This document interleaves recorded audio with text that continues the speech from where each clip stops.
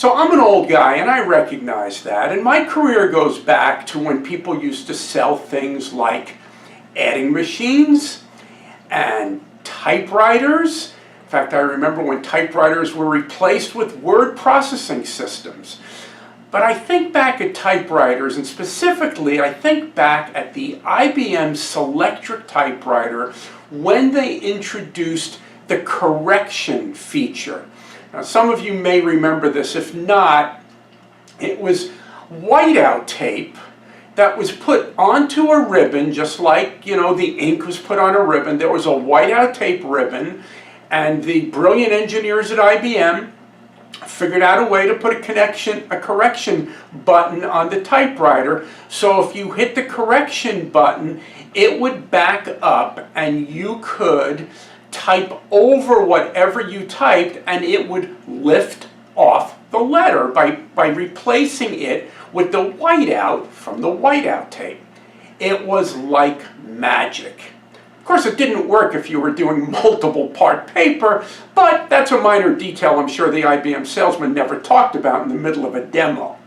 But what this was a clearly definable product benefit that you just knew the prospect's eyes would light up, especially when you build a story, like your secretary's been typing this document and now she's down to the very last line on the piece of paper, and instead of typing at 100 words a minute, she's now typing, one letter every second because she doesn't want to screw it up. Well, guess what, Mr. Prospect? Look at this, right? And everybody's eyes light up. So, the magic of a clearly defined product benefit is so spectacular that it is what gets people to think about what you have that's uniquely different. And sometimes I think we can get caught up in, well, we've got to be solving problems, and we need to understand the problem, and we need to understand what they're trying to do, and all of that, which is absolutely true.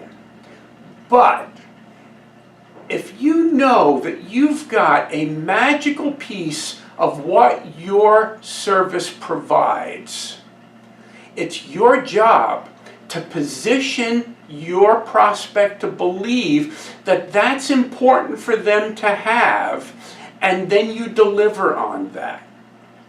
And I recognize we don't all have the clear magic of a correction key on a Selectric typewriter.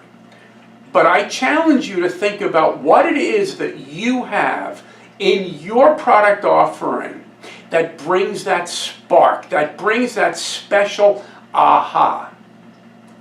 And take advantage of it. Utilize it to your advantage. Try to set up your selling situation so that what you have that's special and unique is not only cute and glitzy, but valuable in the eyes of your buyer. Thanks for listening.